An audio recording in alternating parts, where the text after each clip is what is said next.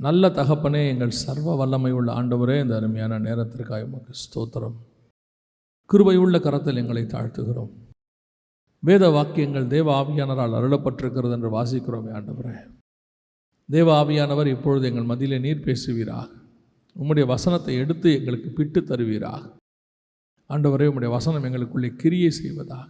உடைய பொக்கிஷத்தை எங்கள் மத்தியிலே தரும்படி நாங்கள் ஜெபிக்கிறோம். கிருபை உள்ள கரத்தில் எங்களை தாழ்த்துகிறோம்.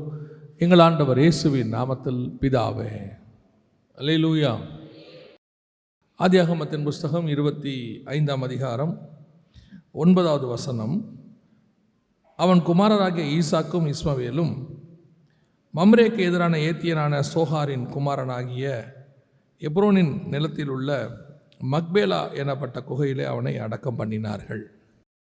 இந்த வசனத்தில் வாசிக்கும் போது இந்த வசனத்திலிருந்து சில காரியங்களை கர்த்தர் உணர்த்தினார். அதைத்தான் நாம் இன்றைக்கி கொஞ்சம் நேரம் தியானிக்க போகிறோம். இந்த இஸ்மவேலும் ஈசாக்கும் எடுத்து ஆபிரகாமை அடக்கம் பண்ணினார்கள் என்று சொல்லி பார்க்கிறோம். பொதுவாக மனிதனுக்கு, நம்ம எல்லாருக்குமே வாழும்போது நிறைய ஆசை இருக்கும், நிறைய காரியங்கள் இருக்கும். அதுக்கு பிறகு அந்த ஆசை டிஃபர் ஆகிட்டே போகும். அப்புறம் படிக்கிற காலத்தில் நல்லா படிக்கணும்னு சொல்லுவாங்க, அப்போ தான் எதிர்காலம்னு சொல்லுவாங்க. படித்து நல்லா முடிச்சுட்டு சொல்லுவாங்க, ஒரு வேலை இல்லாட்டி நீ நடுத்தரில் நிற்பேம்பாங்க. ஒரு நல்ல வேலை தேடினவொன்னே சும்மா இருக்க மாட்டாங்க, எப்படியாவது உனக்கு ஒரு கல்யாணம் பண்ணணும், இல்லைன்னா முழு குடும்பம் ஆகாதும்பாங்க. கல்யாணம் பண்ணி வச்ச பிறகு குழந்தை பிறக்காட்டி அது ஒரு பெரும் போராட்டம் இருக்குது. அப்புறம் குழந்தை பிறந்த பிறகு திருப்பி அந்த சைக்கிள் ஸ்டார்ட் ஆகிடும். அந்த பையனுக்கு ஒரு நல்ல படிப்பு கொடுக்கணும், வேலை கொடுக்கணும், கல்யாணம் பண்ணி வைக்கணும், அவனுக்கு ஒரு குழந்தை பிறக்கணும். இப்படி நம்முடைய ஆசை சைக்கிள் ஆகிட்டே இருக்கும். ஆனால் கடைசியாக வர ஆசை என்ன அப்படின்னு சொல்லி கேட்டிங்கன்னு சொன்னால், எல்லாருக்குமே இருக்கிற ஆசை, பொதுவாக மனுஷனுக்கு இது எந்த நாட்டிலையுமே டிஃபர் ஆகலை, எல்லா நாட்டிலையுமே இருக்குது. என்ன அப்படின்னா, இந்த உலகத்தின் ஓட்டத்தை நாம் முடிக்கும் பொழுது நம்முடைய பிள்ளைகள் நம்மளோடு கூட இருக்கணும், அவங்கள கடைசியாக ஒரு தடவை பார்க்கணும், இல்லை அவங்க நம்ம கூட இருந்து இந்த கடைசி நாட்களில் நம்ம கவனித்து கொள்ளணும். அப்படிங்கிறது நம்ம எல்லாருக்குமே இருக்கக்கூடியதான ஒரு கடைசி ஆசை.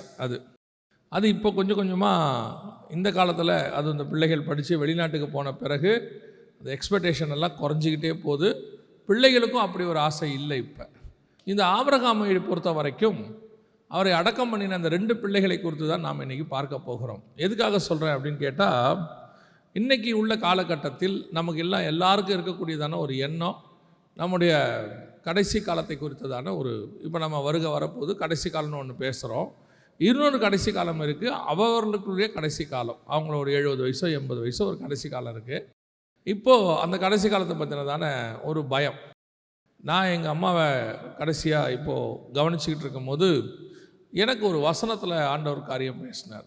அவங்கள கடைசியாக சில நாட்கள் கவனித்து கொண்டிருந்த போது, நீங்கள் எனக்கு சாட்சிகளாக இருப்பீர்கள்னு ஆண்டவர் சொன்னார் இல்லையா? இந்த சாட்சியை நம்ம ஒன்லி ஸ்பிரிச்சுவலாக மட்டும் எடுத்துக்கிறோம்ல.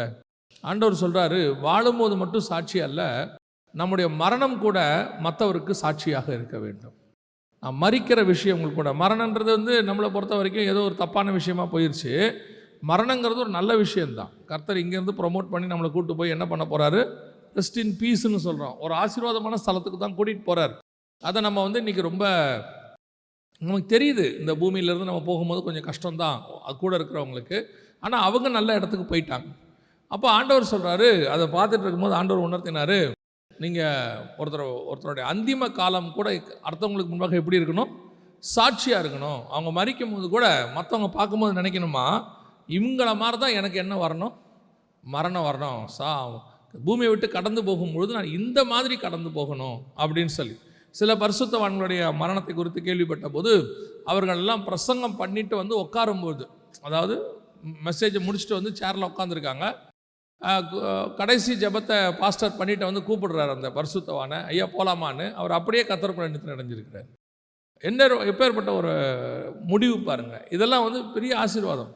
ஒரு பரிசுத்தவானை குறித்து கேள்விப்பட்டேன். அவர் காலையில் குளித்து ட்ரெஸ் பண்ணி போட வேண்டிய ட்ரெஸ்ஸை போட்டு வாசலில், அதாவது அந்த சோஃபா சேர் மாதிரி இருக்குமா, அதில் கையை நீட்டி படுத்துக்கிட்டாராம். அவங்க படுத்த பிறகு போய் காஃபி கொடுக்கலான்னு அவங்க ஒய்ஃப் கூப்பிட்றாங்களாம். அவர் கர்த்தருடைய ராஜ்யத்துக்குள் நித்திரை அடைந்து விட்டார். இந்த மாதிரி பூமியை விட்டு கடந்து போகிறது கூட எப்படி இருக்குது, ஒரு சாட்சியாக. ஒரு சிலர் போகும்போது நமக்கு கஷ்டமாக இருக்குது, ஐயோ முதுமை இப்படி தான் இருக்குமா, மரணம் இவ்வளோ கஷ்டமாக இருக்குமா, அவங்க படுற பாடுகளை நம்ம பார்க்குறோம். பார்த்துட்டு நம்ம என்ன நினைக்கிறோம், இப்படி ஒரு மரணம் நமக்கு வரக்கூடாது அப்படின்னு நினைக்கிறோம். இது ஒரு வகையான சாட்சி. ஆனால் ஆபிரகாமுடைய மரணத்தை பார்க்கும் பொழுது அவனுடைய மரணத்தில் மிக முக்கியமான ஒரு காரியத்தை ஆண்டவர் நமக்கு உணர்த்துறார். நான் படிக்கும் போது எனக்கு உணர்த்துனதை உங்களுக்கு சொல்கிறேன். ஆபிரகாமுக்கு நிறைய மறுமனையாட்டிகள், நிறைய பிள்ளைகள் இருந்தார்கள். ஆனால் இவங்க எல்லாரையும் அவர் என்ன பண்ணிட்டாரு, மறுமனையாட்டிகளின் பிள்ளைகளுக்கோ ஆபிரகாம் நன்கொடைகளை கொடுத்து தான் உயிரோடு இருக்கும் போதே அவர்களை குமாரனாகிய ஈசாக்கை விட்டு கிழக்கே போக கீழ் தேசத்திற்கு அனுப்பிவிட்டார். அப்பவே பசங்களெல்லாம் அனுப்பிட்டார், மறுமனையாட்டிகளின் பிள்ளைகள் எல்லாம் அனுப்பி விட்டுட்டார், பரிசுகளை கொடுத்து அனுப்பினார். ஒரு குரூப்புக்கு என்ன பண்ணுறாரு, பரிசுகளை கொடுத்து அனுப்பிவிட்டார். இது ஒரு வகையான நம் பிள்ளைகளை நாம் வளர்க்கிறதற்கான அடையாளம். நாம் நிறைய காரியங்களை நம் பிள்ளைகளுக்கு கொடுக்குறோம், நிறைய காரியங்களை பிள்ளைகளுக்கு. நம்ம இன்னும் சொல்லப்போனால் இந்தியன் பெற்றோரை போல, அதாவது இந்த ஆசியாவில் இருக்கிறதுல குறிப்பாக இந்தியன் பேரண்ட்ஸ் மாதிரி பிள்ளைகளுக்காக வாழ்கிறவங்க ரொம்ப கம்மி. நீங்கள் வெளிநாட்டிலலாம் போயிட்டீங்கன்னா 15-16 வயசுக்கு அப்புறம் பிள்ளைகள் என்ன செய்யாது, பெரும்பாலும் கூட இருக்காது. ஒரு 18 வயசுக்கு மேலெலாம் அவங்கவுங்க லைஃப் அவங்கவுங்க அமைச்சிப்பாங்க. அவங்களும் அப்படி ஆயிட்டாங்க, பெற்றோரும் அப்படி ஆயிட்டாங்க. பிள்ளைகள் வந்து கூட இருக்கணும் அப்படிலாம் கிடையாது. அவன் வருஷத்துக்கு ஒரு தடவை மதர்ஸ் டேக்கு அம்மா வந்து பார்ப்பான், ஃபாதர்ஸ் டேக்கு அப்பா வந்து பார்ப்பான். இந்த மதர்ஸ் டே ஃபாதர்ஸ் டேலாம் அதுக்கு தான் வந்துச்சு. வருஷத்துக்கு ஒரு தடவையாவது அவங்கள வந்து என்ன செய்யட்டும், பார்க்கணும்னு சொல்லி தான் அந்த ஃபாதர்ஸ் டே மதர்ஸ் டே வந்துச்சு. ஆனால் நம்முடைய இந்திய பெற்றோரை பொறுத்த வரைக்கும் நாம் அதிகமாக பிள்ளைகளுக்கு நாம் காரியங்களை செய்கிறோம். நம்முடைய வாழ்நாளில் சம்பாதிக்கிறதுல பெரும்பான்மை யாருக்கு தான் போகுது, அதுவும் இந்த காலத்தில் ஃபீஸு, ஸ்கூலு எல்லாத்துக்குமே நம்ம செலவு பண்ணிடுறோம்.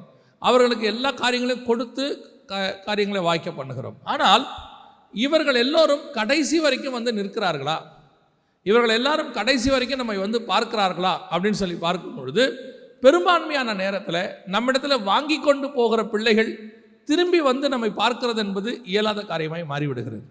இதான் இன்றைக்கி கடைசி காலத்தில் நிறைய பெற்றோர், முந்தியெல்லாம் இப்போ இருக்க பெற்றோர் நம்ம கொஞ்சம் ஞானமாக மாறிட்டாங்க. என்னென்னா சொத்து எழுதும்போது, பத்திரம் எழுதும்போது எப்படி எழுதுகிறாங்கன்னா எனக்கு பின் அப்படின்னு எழுதுகிறாங்க. இப்போ ஒரு 30 வருஷத்துக்கு முன்னாடி அப்படி எழுத மாட்டாங்க. கடைசியாக இருக்கும் போதே என்ன பண்ணிடுவாங்க, எல்லாத்தையும் பிள்ளைகளுக்கு பிரித்து கொடுத்துருவாங்க. அது ஒரு அக்கேஷன் மாதிரி அவங்களுக்கு, அதை பிரித்து கொடுக்கறது ஒரு சந்தோஷம். பிரித்து கொடுத்ததோட கதை முடிஞ்சு. அதுக்கப்புறம் அவரை யாருமே பார்க்குறது இல்லை. அதுக்கப்புறம் அவர் என்ன ஆனார்னே ரொம்ப கவலைக்கிடமாயிருச்சு அவர் நிலைமை. அதனால் இப்போ இருக்க பெற்றோரெல்லாம் என்ன ஆகிட்டாங்க, ரொம்ப கேர்ஃபுல் ஆகிட்டாங்க. அவங்க சொல்கிற வார்த்தை என்ன தெரியுமா, எனக்கு அப்புறம் நீங்கள் எல்லாத்தையும் எடுத்துகிட்டு போயிருங்க. அப்போனா என்ன அர்த்தம், நான் இருக்கிற வரைக்கும் தரமாட்டேன்னு அர்த்தம். என்ன காரணம், கொடுத்தா இவரை நடுத்தரில் நிறுத்திடுறான். அதுக்கப்புறம் இவர் அவங்கக்கிட்ட என்ன பண்ண வேண்டியிருக்குது, கெஞ்ச வேண்டியிருக்குது. அப்புறம் அப்பாவையும் அம்மாவையும் கொரியராக மாற்றிடுறான். 6 மாதம் அவங்க வீட்டில் இருங்க, 6 மாதம் எங்கள் வீட்டில் இருங்க. அப்புறம் அப்பா அம்மா வச்சுக்கிட்டே 2 பிள்ளைங்களும் சண்டை போட்டுக்கிறான். நான் மட்டும்தான் பார்க்கணுமா, நீ பார்க்க மாட்டியா? அப்போ அவன் கேட்குறான், நான் மட்டும்தான் பார்க்கணுமா, நீ பார்க்க மாட்டியா? அப்புறம் அப்பா அம்மாவை பிரிச்சிடுறாங்க. 6 மாதம் அம்மா அவங்க வீட்டில் இருக்கட்டும், அப்பா என் வீட்டில் இருக்கட்டும். அந்த அப்பா அம்மாவுடைய நிலைமையை நினச்சி பாருங்க. அவங்களுக்கும் மனசு இருக்குது, அவங்களும் பார்த்துட்டே இருக்கிறாங்க. ஆனால் அவங்க லைஃப் முழுக்க அவங்களுக்கு தான் என்ன செய்கிறாங்க, செலவு பண்ணுறாங்க, எல்லாத்தையும் கொடுக்குறாங்க. இப்போ இதை பார்க்க ஒரு ஜென்ரேஷனுக்கு என்ன ஆகுது. என்னுடைய ஃப்ரெண்ட் ஒருத்தர் இருக்கிறார், அவர் அடிக்கடி என்கிட்ட பேசும்போது சொல்வார், ஜெகன் இந்த பயலோட எவனையும் நம்ம கூட வச்சுக்கக்கூடாது ஜெகன் அப்படிம்பார். ஏன்னொன்னே இவனுங்க இப்போவே நம்மளை இந்த பாடுபடுத்துகிறானுங்க, கடைசி காலத்தில் கண்டிப்பாக இவனுங்க நம்மளை என்ன செய்ய மாட்டானுங்க, பார்க்க மாட்டாங்க. இன்றைக்கி எல்லாருக்குமே அப்படி ஒரு எண்ணம் இருக்குது. என்ன இருக்குது, கடைசியில் யாருமே வந்து நமக்கு என்ன செய்ய போகிறதில்ல, பார்க்க போகிறதில்ல, எல்லாம் நமக்கு இருக்கட்டும். இது நமக்கு இல்லை, ஆபிரகாம் காலத்திலே இருக்குது. ஆபிரகாம் என்ன பண்ணிட்டாரு, நன்கொடைகளை கொடுத்து அனுப்பிவிட்டார், எல்லாரையும் அனுப்பிவிட்டார். இருக்கும் போதே யாருமே ஈசாக்கு, அதுக்கு வந்து ஒரு ஸ்பிரிச்சுவல் காரணம் இருக்குது, உலக பிரகமாக இருக்குது. ஆனால் ஆபிரகாமின் மரணத்தில் நீங்கள் பார்த்தீங்கன்னா மறுமனையாட்டுகளின் பிள்ளைகள்னு சொல்கிற கேத்தூரான் பிள்ளைகள் யாருமே இல்லை. இவங்களுக்கும் ஆபிரகாம் வளர்த்துருக்கிறாரு, எல்லாம் பண்ணியிருக்கிறாரு, பரிசுகளை கொடுத்துருக்கிறார். ஆனால் இவர்கள் யாராவது வந்து நின்னாங்களா அப்படின்னு பார்த்தீங்கன்னு சொன்னால் யாருமே இல்லை. ஒருவேளை நீங்கள் கேட்கலாம், அதான் அனுப்பி விட்டுட்டாரே அவங்க எப்படி திரும்பி வருவாங்க. அவர் நல்லா கவனிச்சு பார்த்தீங்கன்னா அவர் கூட இஸ்மவேலும் இல்லை, ஈசாக்கும் இல்லை, 2 பேருமே மரணத்தில் தான் வந்தார்கள். நடுவுலையும் இஸ்மவேலையும் என்ன செஞ்சிட்டார், அவர் அனுப்பி விட்டார். ஈசாக்கும் வேறொரு ஊரில் தான் குடியிருந்தார். நீங்கள் 23ஆம் அதிகாரத்தில் பார்த்தீங்கன்னா ஆபிரகாம் கூட அவர் இல்லை, தனியாக வேற ஊரில் லகாய் ரோயிங்கிற இடத்துல தான் அவர் குடியிருந்தார்னு வசனம் சொல்லுது. அப்படி இருக்கும் பொழுது இவர் மம்ரேயின் சமபூமியில் இருக்கிறார், அவர் லகாய்ரோயில் இருக்கிறார். 2 பேரும் வெவ்வேறு இடத்துல தான் குடியிருக்கிறாங்க. ஈசாக்கும் வெளியே தான் இருக்கிறாரு, இஸ்மவேலும் வெளியே தான் இருக்கிறாரு, கேத்துராவின் பிள்ளைகளும் வெளியே தான் இருக்கிறார்கள். ஆனால் இந்த பரிசுகளை வாங்கின பிள்ளைகள், எல்லாத்தையும் அப்பா கிட்ட இருந்து வாங்கிட்டு போற பிள்ளைகள் கடைசி நாட்களில் அப்பாவுடைய முடிவு காலத்தில் வந்து நிற்கிறார்களா என்பதுதான் கேள்வி. இன்னைக்கு நம்ம கூட எத்தனை பேர் அப்படி இருக்கிறாங்க? சரி, நம்ம கூட நம்ம பிள்ளைகள் இருப்பாங்களா, இருக்கட்டும், நாம நம்ம அப்பா அம்மாவோட இருந்திருக்கிறோமா? கிறிஸ்தவத்தினுடைய அர்த்தம் என்ன? கிறிஸ்தவம் என்றால் என்ன? It's not a religion. இது ஒரு மதம் அல்ல. நான் ஏற்கனவே வேற மதத்தில் இருந்தேன், அந்த மதத்தில் இருந்து இந்த மதத்துக்கு நான் மாறிட்டேன்னு சொல்லக்கூடியதான மதம் அல்ல. It's a spiritual life. ஆவிக்குரிய வாழ்க்கை நம்மளை முழுவதும் உள்ளே மாற்றக்கூடியது. It's based upon the love. தேவன் அன்பாய் இருக்கிறார். இன்னைக்கு கிறிஸ்தவத்தில் அன்பு எங்க இருக்கிறது? கிறிஸ்தவம் என்றாலே அன்பின் அடிப்படையிலான ஒரு மார்க்கம். அன்பு தான் அதனுடைய பேஸ். ஆண்டவர் சொல்றாரு, ஒரு ஏழையோ இல்லாதவனுக்கோ, கஷ்டப்படுறவனுக்கோ, சாப்பாடு இல்லாதவனுக்கோ, ட்ரெஸ் இல்லாதவனுக்கோ ஏதாவது நீங்கள் கொடுத்தீங்கன்னா அதை யாருக்கு கொடுத்தீங்க? எனக்கே கொடுத்தீர்கள். கொடுத்தது மட்டும் இல்லை, அவன் எதுக்கு குவாலிஃபை ஆயிடுறான்னா, ஹெவனுக்கே குவாலிஃபை ஆயிடுறானா.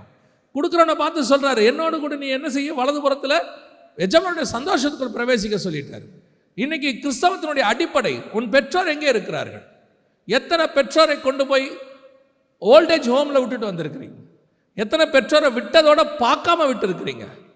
கேட்டால் என்ன சொல்றீங்க? இன்னைக்கு சிச்சுவேஷன் அப்படி, இன்னைக்கு சூழ்நிலை அப்படி, நானும் என் மனைவியும் எங்கள் அம்மாவை பார்க்க முடியாது. இதே நிறைய உங்கள் அம்மாவும் உங்கள் அப்பாவும் நினச்சிருந்தா என்ன ஆயிருக்கும் யோசித்து பாருங்க. இன்னைக்கு கடைசி காலத்தில் உங்கள் அப்பாவும் அம்மாவையும் பார்க்கறதுக்கு தான் ஆண்டவர் உங்களை வளர்த்தார். ஆண்டவர் உங்களுக்கு கொடுத்துருக்கிற ஆசீர்வாதம் எதற்கு? இன்னைக்கு படித்து சம்பாதிச்சு ஆளுக்கு 1.5 லட்சம் சம்பாதிக்கிறீங்க. கணவன் 1.5 லட்சம், மனைவி 1.5 லட்சம். ஐடியில் போயிட்டீங்கன்னா நல்ல சம்பாத்தியம், இல்லை குறைஞ்சபட்சம் சம்பாதிக்கிறீங்க. ஆனால் அந்த வயசான தாயையோ தகப்பனையோ கடைசி காலத்தில் பார்க்கக்கூடிய இடத்துல இன்னைக்கு எது இல்லை? கிறிஸ்தவத்தில் இல்லை, கிறிஸ்தவர்கள் இல்லை. புற ஜாதியாரிடத்தில் காணப்படுகிறதான நீதி கூட கிறிஸ்தவரிடத்தில் காணப்படுகிறது இல்லை. இவங்க சொல்றாங்க, பிராக்டிகலி சொல்றாங்க. ஓ, நீங்க பிராக்டிக்கலா முடியாதுங்க. யூ கேன், பிராக்டிக்கலாக முடியும். முடியாமல் போகவே போகாது. ஏன் முடியாது? நம்ம குழந்தைய பிறந்த போது நாம கஷ்டப்பட்ட காலத்தில், நம்ம என்னன்னே சொல்ல தெரியாமல் இருந்த காலத்தில் பசிக்கு அழுகுறோமா, எறும்பு கடிச்சு அழுகுறோமா, எதுக்கு அழுகுறோங்கிறத அவங்க கண்டுபிடிச்சு பார்த்தவங்க தான் அவங்க 2 பேரும், அப்பாவும் அம்மாவும். இன்னைக்கு அப்பா அம்மா கடைசி காலத்தில் கொஞ்சம் குழந்தையா மாறிடுறாங்க. வேற வழி இல்லை, அவங்களுக்கு நடக்க முடியல. இன்னைக்கு முந்தி இருந்த மாதிரி கிடையாது. ஆபிரகாம் காலம், ஈசாக் காலம் மாதிரி கிடையாது. இப்போ எல்லா ஃபெசிலிட்டிஸும் டயப்பர்லேருந்து எல்லாம் வந்துருச்சு அவங்களுக்கு. அதை வாங்கி கொடுத்து கொஞ்சம் பார்க்கறதுக்கு கஷ்டம். உங்களுக்கு சொல்கிறேன், கடைசி காலத்தில் பெற்றோரை பார்க்காத எந்த பிள்ளையும் உன்னுடைய கடைசி காலத்தை குறித்து நினச்சிக்குங்க. பணம் இருக்குது, பொருள் இருக்குது, ஆஸ்தி இருக்குது, சம்பாத்தியம் இருக்குது, எல்லாம் ஓகே தான். நம்மளுடைய கடைசி காலம் நல்லா இருக்கும். இன்சூரன்ஸ் போட்டு வச்சிருக்கிறேன், எஃப்டி போட்டு வச்சிருக்கிறேன், மாதம் மாதம் எனக்கு பணம் வந்துடும் அப்படின்னு நீங்கள் நினச்சிங்கன்னா பணம் இருக்கும், எல்லாம் இருக்கும். இந்த உறவுகளுடைய தேவை என்பதை கர்த்தர் உணர்த்துவார். கர்த்தர் உணர்த்துவார். ரொம்ப கேர்ஃபுல்லாக இருந்து கொள்ளணும். இன்னைக்கு மெட்டீரியலைஸ் உலகமாக மாறிடுச்சு, கமர்ஷியல் வேர்ல்டாக மாறிடுச்சு. லவ் பேஸ் கிடையாது. இன்னைக்கு பெற்றோரை கொண்டு போய் விட்டுறாங்க, கேட்டட் சொல்கிறாங்க. அதுக்குன்னு ஒரு கேட்டட் கம்யூனிட்டி இருக்குது. அப்பா அம்மாவை கொண்டு போய் அங்கே விட்டாச்சு, சேஃபாக இருக்காங்க, சிசிடிவி போட்டிருக்குது, எல்லாம் பண்ணியிருக்கு. மாதம் மாதம் அப்பா அம்மாவுக்கு நாங்கள் பணம் அனுப்பிடுறோம். Right, fine. நீங்கள் வந்து 2 வார்த்தை பேசுகிற மாதிரி இருக்குமா? வீடியோ காலில் பார்த்துட்டா நம்ம எல்லாமே சாட்டிஸ்ஃபேக்ஷன். இப்போ சொல்கிறான், அதான் நான் வீடியோ காலில் பார்த்துட்டேனே. வீடியோ காலிலையே நீங்கள் எல்லாத்தையும் பார்க்க முடியுமா? ஆண்டவர் உண்டாக்குனது எதுக்காக? இன்னைக்கு நன்கொடைகளை வாங்கி கொண்டு போன பிள்ளைகள் இருக்கிறார்கள். முடிவில் வந்து நின்றார்களா? கடைசியில் வந்து நின்னாங்களா?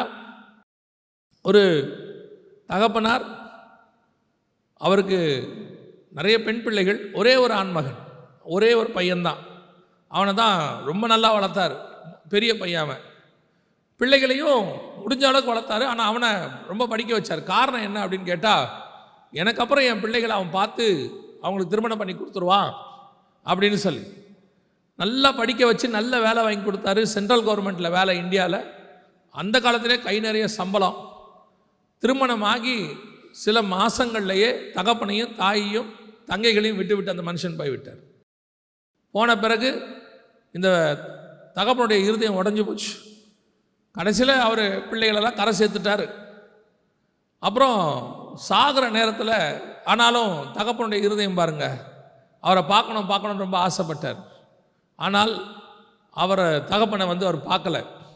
அவர் சில காரியங்களை சொன்னார், அது பண்ண முடியல, இது பண்ண முடியல, வரணுன்ட்டு. கடைசியாக மரித்த பிறகு தான் வந்தார். அந்த தகப்பன் உயிரோடு இருக்கும்போது பார்க்க முடியல, வரல. இருந்தாலும் மரித்த பிறகு தான் அவர் வந்தார்.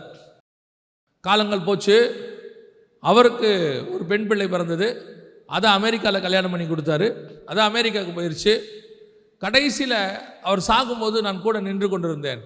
அப்போ அந்த மனுஷன் சொன்னார், ஒரே ஒரு தடவை என் மகளை நான் பார்க்கணும்னு சொன்னார். அந்த மகளுக்கு விசா கிடைக்கல. ஆனால் என்ன கொடுமைன்னா, அந்த மகளுக்கு கிடைக்கல, அவர்கள் குடும்பத்தார் அங்கே கூட இருந்தவங்களுக்கெல்லாம் கிடச்சிருச்சு. எல்லாரும் வந்துட்டாங்க, அத்தனை பேரும் அவர் பக்கத்தில் நிற்கிறாங்க.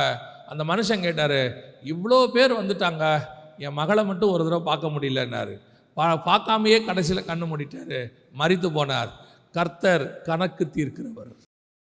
உன் தகப்பன் உன்னை பார்க்க ஆசைப்பட்ட போது நீ பக்கத்தில் போய் நிற்க முடியலல்ல, கையை பிடிச்சி பேச முடியலல்ல, உன் தகப்பனுக்கு ஆறுதலாக 4 வார்த்தை சொல்ல முடியலல்ல. ஆனால் நீ சாகும்போது, நீ மரணம் அடையும் போது, நீ உன் பிள்ளைகள் இருக்க வேண்டும் என்று எதிர்பார்ப்பதில் என்ன நியாயம் இருக்கிறது? பெற்றோருக்கு தேவையான காரியத்தை செய்ய முடியாத ஒரு மகனும் ஒரு மகளும், மகளை கூட பரவாயில்ல, அது யார் வீட்டுக்கோ போயிடுச்சு, அது வர முடியுதோ இல்லையோ பரவாயில்ல. ஆனால் ஒரு தகப்பனையும் தாயையும் பார்க்க வேண்டிய மிக முக்கியமான பொறுப்பு மகனுக்கு உண்டு. You must.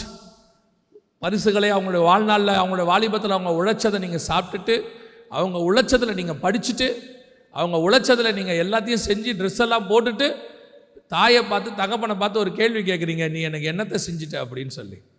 பரலோகம் ஒவ்வொரு வார்த்தையும் கவனிக்கும். உன் வாயிலிருந்து புறப்படுகிற ஒவ்வொரு வார்த்தையும் பரலோகம் பார்த்துக்கிட்டே இருக்குது. உன் தகப்பன் பகலாக வேலை செஞ்சு உன்னை உழைச்சி உன்னை காப்பாற்றி, உன் தாய் உன்னை பகலாக உழைச்சி காப்பாற்றி உன்னை கொண்டு வந்து அப்படி வச்ச பிறகு நீ என் தாயும் தகப்பனையும் பார்த்து ஒரு நாள் கேட்குற, அப்படி என்ன பெருசாக செஞ்சிட்டீங்க? எல்லாரும் செஞ்ச மாதிரி தானே செஞ்சீங்க, எல்லாரும் செஞ்ச மாதிரி செஞ்சுருக்கலாம், ஆனால் உன் தகப்பன் பட்ட கஷ்டம் உன் தகப்பனுக்கு தான் தெரியும். அது உனக்கும் தெரிஞ்சிருக்கணும். இன்றைக்கி கடைசி காலத்தில் தகப்பனோடு தாயோடு வந்து நிற்காத ஒரு கூட்டம் ஸ்டைலாக சர்ச்சில் வந்து உக்காந்துக்கிறது. இதில் ஒரு பெருமை வேறு, நாங்கள் அதை பண்ணுறோம் இதை பண்ணுறோம். முதல்ல நீங்கள் ஊழியம் பண்ணுறதை விட உன் தாயும் தகப்பனையும் கனம் பண்ணுங்க, அதான் ஃபஸ்ட். முதல்ல போய் அதை பாருங்கள். மேனேஜர் கூட உட்காந்து மணிக்கணக்கில் பேச முடியுது, ஃப்ரெண்ட்ஸோட உட்காந்து மணிக்கணக்கில் பேச முடியுது, அப்பா அம்மாவோட உட்காந்து 3 நிமிஷம் பேச முடியாது. உடனே வை ஃபோனை வை, எனக்கு வேலை இருக்குது அப்படின்றது. நல்லா கவனிச்சு கொள்ளுங்க. ஆபிரகாம் இடத்துலேருந்து பரிசுகளை வாங்கி கொண்டு போனவர்கள் திரும்பி வரவில்லை. அதே மாதிரி தான் நிறைய பேர் இன்றைக்கி தாய் தகப்பனுடைய உழைப்பில் வளர்ந்துட்டு தாய் தகப்பனை கவனிக்காத, கடைசி காலத்தில் கூட நிற்காத ஒரு கூட்டம். இப்படி ஒரு கூட்டம் ஆபிரகாமுக்கு இருந்தது. ஆனால் அதே நேரத்தில் கர்த்தர் ஆபிரகாமுக்கு வேறொரு ஆசீர்வாதத்தை கொடுத்தார். வாசிங்க, அதே 25ஆம் அதிகாரத்தை 9வது வசனத்தை திருப்பி வாசிங்க பார்ப்போம். அவன் குமாரராகிய ஈசாக்கும் இஸ்மவேலும் மமரேக்கு எதிரே ஏத்தினான சோகாரின் குமாரனாகிய எப்ரோனின் நிலத்தில் உள்ள மக்பேலா எனப்பட்ட குகையிலே அவனை அடக்கம் பண்ணினார்கள். இந்த 2 பேரை பற்றி பார்க்கும் பொழுது ஈசாக்கை நாம் ரொம்ப ஈஸியாக ஏற்றுக்கொள்ளுகிறோம். நியாயம், கர்த்தருடைய வாக்குத்தத்தம் அவன் மேல் இருந்தது. அவன் ஆபிரகாமுக்கு வாக்குத்தத்தம் பண்ணப்பட்ட சந்ததியாக இருந்தான். We accepted. ஆனால் இஸ்மவேலை குறித்து பாருங்கள். இஸ்மவேலை குறித்து வேதம் சொல்லுகிறது, அவன் துஷ்ட மனுஷனாக இருந்தான். எல்லாம் தான் கரெக்ட், அவன் தப்பான மனுஷன், அதில் எந்த மாற்று கருத்தும் இல்லை. ஆனால் இந்த இஸ்மவேலுடைய இன்னொரு காரியத்தை, இன்னொரு சைடை பாருங்களேன். இப்போது இந்த விஷயத்தை வாசிங்க. ஆதியாகமத்தின் புஸ்தகம் 21ஆம் அதிகாரம் 14வது வசனத்தை வாசிங்க. ஆபிரகாம் அதிகாலையில் எழுந்து அப்பத்தையும் ஒரு துருத்தி தண்ணீரையும் எடுத்து ஆகாருடைய தோளின் மேல் வைத்து பிள்ளையையும் ஒப்பு கொடுத்து அவளை அனுப்பிவிட்டான். அவள் புறப்பட்டு போய் பெயர்சபாவின் வனாந்திரத்திலே அலைந்து திரிந்தான். இந்த இஸ்மவேல் அடக்கம் பண்ண வந்தான் இருக்குதுல்ல, ஆபிரகாம் அடக்கம் பண்ண வந்தான் இருக்குல்ல, இவங்கெல்லாம் பரிசுகளை வாங்கி கொண்டு போனவர்கள். யாரு? வராதவங்க. நம்ம பாஷையில் சொல்லணும்னா நன்றி கேட்டவங்க, அப்படி வச்சுக்கலாம். போனவங்க இவங்க எல்லாம். ஆனால் இஸ்மவேல் துஷ்ட மனுஷன்தான், கெட்டவன் தான். ஆனால் இவனுடைய வாலிப பிராயத்தை கவனிங்கள். இப்போ அவனை அனுப்பி விடும்போது இஸ்மவேல் குழந்தை கிடையாது, எதுவும் அறியாத ஒரு பருவம் கிடையாது, சின்ன பையன் கிடையாது, டீனேஜ். ஏன்னு சொன்னால் இவன் பிறக்கும் பொழுதே, ஈசாக்கு பிறக்கும் போதே அவனுக்கு கிட்டத்தட்ட 14 வயசு. அதற்கு பிறகு ஈசாக்கு வளர்ந்து அவன் பரியாசம் பண்ண பிறகு இது நடக்குது. ஒரு குறைஞ்சபட்சம் 15 வயசு, மேக்சிமம் எவ்வளோன்னு தெரியல. அவன் ஓடும் போது, இந்த சம்பவம் நடக்கும்போது மினிமம் 15 இயர்ஸ், மேக்சிமம் எவ்வளோ நமக்கு தெரியல. ஸோ 15 இயர்ஸ்னால் டீனேஜ், நல்லா நினைவு தெரிந்த ஒரு பையன். இவனை பொறுத்த வரைக்கும் அவங்க அப்பாவோடைய நிலை என்ன? இப்போ அவன் பார்க்குறான், அப்பாவை பார்க்குறான். அப்பா என்ன பண்ணுறாரு, ஒரு நாள் காலையில் எழுந்திரிச்சு அம்மாவை கூப்பிட்றாரு. ஒரு துருத்தி தண்ணீரை கொடுத்து, அப்பத்தை கொடுத்து, நீ என்ன செய்ய, பையனை கூட்டிகிட்டு போயிடு, இங்கே இருக்க வேண்டாம் அப்படின்னு சொல்லிட்டார். இப்போது இஸ்மவேலுடைய மனநிலை என்ன யோசித்து பாருங்கள். இஸ்மவேல் தப்பு பண்ணவன் தான், எந்த மாற்று கருத்தும் இல்லை. அவங்க அம்மா சாராள அற்பமாக எண்ணாங்க, அதுவும் தப்பு.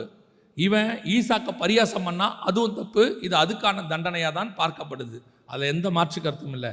இஸ்மவேலுடைய மைண்ட் செட்டில் இருந்து பாருங்கள், இஸ்மவேலை யோசித்து பாருங்கள்.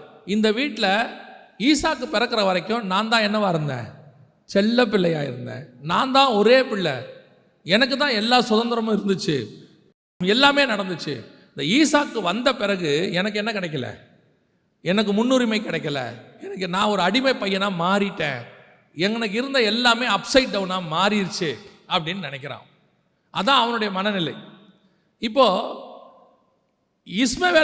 இஸ்மவேலை குறித்து ஆபிரகாமும் எப்படி இருக்கிறார்னா நேசிக்கிறார். ஆபிரகாம் நேசிக்காமல் இல்லை. இஸ்மவேலை அனுப்பி விடுங்கன்னு சொன்ன உடனே அது அவனுக்கு எப்படி இருந்ததா, மிகவும் துக்கமாக இருந்தது, ரொம்ப கஷ்டம். ஐயோ, இத்தனை வருஷம் வளர்த்த பையனை அனுப்ப சொல்கிறாங்க. இது ஆபிரகாமுடைய மைண்ட் செட். ஆனால் இஸ்மவேலை பொறுத்த வரைக்கும் கவனிச்சு பாருங்க, அப்பா அனுப்பி விட்டுட்டாரு. என்ன கொடுத்து அனுப்புனாரு, ஒரு துருத்தியில் தண்ணியும் அப்பமும், வேற ஒன்றுமே கொடுக்கல. கேத்தூரால் சந்ததிக்கு ஒரு காலத்தில் நன்கொடைகளை கொடுத்து அனுப்பிட்டாரு. ஆனால் இஸ்மவேலுக்கு என்ன கொடுத்து அனுப்புறாரு, ஒரு துருத்தியில் தண்ணியும் ஒரு அப்பத்தையும் கொடுத்து நீ போன்ட்டார். இஸ்மவேலுடைய மனநிலை எப்படி இருக்கும் பாருங்க. எங்கள் அப்பா என்னை ஒரு நாள் கை விட்டுட்டார், என்னையும் எங்கள் அம்மாவையும் அனுப்பி விட்டுட்டார். இன்னைக்கு நிறைய இந்த காலத்தில், கடைசி காலத்தில், எல்லா காலத்துலையும் இருக்குது, இந்த கடைசி காலத்தில் கொஞ்சம் அதிகம். என்னென்னா, இந்த சிங்கிள் பேரண்ட், தகப்பனால் கைவிடப்பட்ட பிள்ளைகள், தாயால் கைவிடப்பட்ட பிள்ளைகள், இவர்களுடைய மனநிலை எப்படி இருக்கும் பாருங்க. தகப்பன் விரட்டி விட்டாச்சு, வசனம் சொல்லுது ஆகார் வனாந்தரத்தில் அலைந்து திரிந்தாள். அப்படின்னா என்ன அர்த்தம் தெரியுமா, அவளுக்கு ரெஸ்டிங் பிளேஸ் கிடைக்கல. இன்னைக்கு எத்தனை பெற்றோர், குறிப்பாக தாயார், பிள்ளைகளை வச்சுக்கிட்டு அலையிறாங்க தெரியுமா, வேலைக்கு போகிறாங்க தெரியுமா, இவங்க இவ்வளோ கஷ்டப்பட்டுக்கிட்டு இருக்கிறாங்க. ஆனால் இஸ்மவேலை பொறுத்த வரைக்கும் தன் தகப்பன் எப்படிப்பட்டவன் தெரியுமா, என்னை அனுப்பி விட்டுட்டார், எங்கள் அம்மாவோட அனுப்பி விட்டுட்டார். பல நேரங்களிலே நம்முடைய சூழ்நிலையிலும் இதான் நடக்குது. இப்போவும் சொல்கிறேன், ஆபிரகாம் மேலே தப்பு கிடையாது. ஆபிரகாம் கர்த்தர் சொன்ன பிறகு அதை செய்தார். சாராள் சொன்னபோது துக்கமாக இருந்துச்சு, அவர் அனுப்பலை. ஆனால் ஆண்டவர் ஆபிரகாமுக்கிட்ட சொல்கிறார் திருப்பி 12வது வசனத்தில், அப்பொழுது தேவன் ஆபிரகாமை நோக்கி, அந்த பிள்ளையையும் உன் அடிமை பெண்ணையும் குறித்து சொல்லப்பட்டது உனக்கு துக்கமாய் இருக்க வேண்டாம். ஒரு கன்ஃபர்மேஷன் கொடுக்கிறாரு, ஈசாக்கு உன் சந்ததியா இருப்பான். அப்புறம் ஆதலால் சாராள் உனக்கு சொல்வது எல்லாவற்றையும் கேள், அடிமை பெண்ணின் மகனும் உன் வித்தாய் இருக்கிறபடினால் அவனையும் ஒரு ஜாதி ஆக்குவேன். இந்த நம்பிக்கையில தான் ஆபிரகாம் அனுப்புறாரு.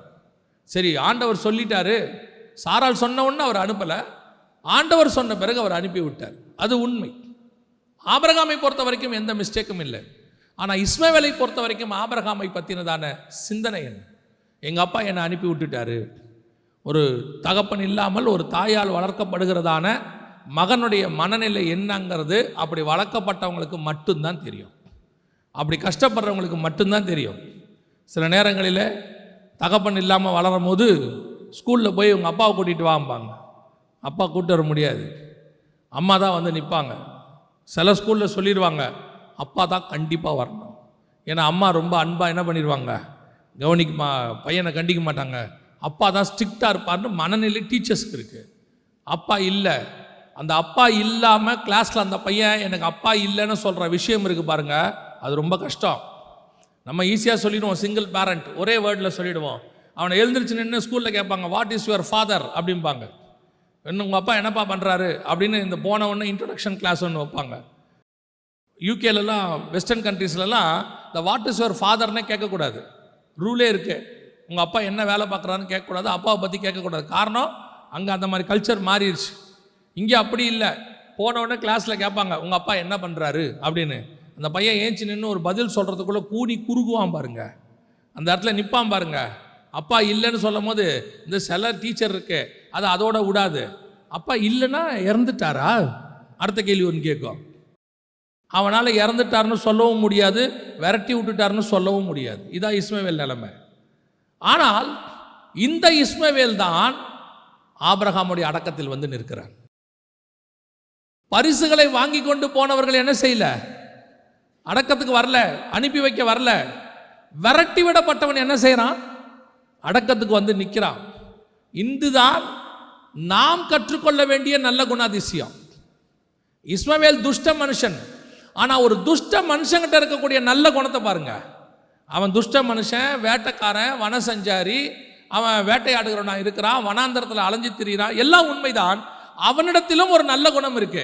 என்ன இருக்கு தெரியுமா, எங்க அப்பா என்னை விரட்டி விட்டாரு, எங்க அம்மா தான் என்னை வளர்த்தாங்க, கல்யாணம் கூட எங்க அம்மா தான் பண்ணி வச்சிருக்கிறாங்க. ஏன்னா வசனம் சொல்லுது, ஆகார் ஒரு எகிப்து பெண்ணை பார்த்து அவனுக்கு திருமணம் செய்து வைத்தாள். அதே இடத்துல இருக்கு பாருங்களேன், 21வது வசனம் வாசிங்க. அவன் பாரான் வனாந்திரத்திலே குடியிருக்கையில் அவனுடைய தாய் எகிப்து தேசத்தால் ஆகிய ஒரு பெண்ணை அவனுக்கு விவாகம் பண்ணி வைத்தார். இதெல்லாம் படிக்கிறதுக்கு ரொம்ப ஈஸியா இருக்கும். அப்பா இல்லாமல் ஒரு பையனுக்கு கல்யாணம் பண்ணி வைக்கிறது எவ்வளோ கஷ்டம் தெரியுமா? அப்பா செத்து போயிட்டாருன்னா கூட பிரச்சனையே கிடையாது, ஒரே வார்த்தையில் சொல்லிடலாம் செத்துட்டாருன்னு. கல்யாணம் பண்ணி வைக்கும் போது அப்பா இருக்கிறாரு, ஆனால் கல்யாணத்துக்கு வர மாட்டார். இந்த கல்யாண வீட்டில் கேட்பாங்கல்ல, அப்பா என்ன பண்ணுறாரு, அப்பா எங்கே கேட்பானுங்க தானே, ஏன் வரல? இதுக்கு 1008 காரணம் சொல்கிறோம். அதை ஒரு பெண்ணாக இருந்து சந்திக்கிறதுங்கிறது ரொம்ப கஷ்டம். ஒரு சிங்கிள் பேரண்ட்டில், அதுவும் அப்பா அம்மா இல்லாமல் அப்பா இருந்தாருன்னு வச்சுங்க, அந்த குடும்பமே நாசமாக போயிடும். லோத்து குடும்பத்தில் அம்மா இல்லாமல் அப்பா மட்டும் இருந்தார், குடும்பம் போச்சு, கதை முடிஞ்சு. ஆனால் அப்பா இல்லாமல் அம்மா மட்டும் இருந்தாங்கன்னு வச்சுக்கோங்க, அந்த அம்மா எப்படியும் பிள்ளைய கரை சேர்த்துறோம். இன்றைக்கி சிங்கிள் பேரண்ட்டில் இதான் ஒரு அம்மா கிட்ட இருக்கக்கூடிய பெனிஃபிட். அவள் ரொம்ப சாதாரணமாக இருக்குது. இந்த வசனம் படிக்கிறதுக்கு பார்க்கறதுக்கு அப்படி இருக்குது. எகிப்து தேசத்தால் ஒரு பெண்ணை பார்த்து விவாகம் பண்ணி வைத்தாள். அன்னைக்கு கேட்பான்ல, 4000 வருஷத்துக்கு முன்னாடி யார் இந்த பையனுக்கு அப்பான்னு சொல்லும் போது ஆபிரகாம்னு சொன்னானோ, கல்யாணத்துக்கு வர மாட்டார். ஏன் வர மாட்டார்? எங்களை விரட்டி விட்டாங்க, நாங்கள் இல்லை.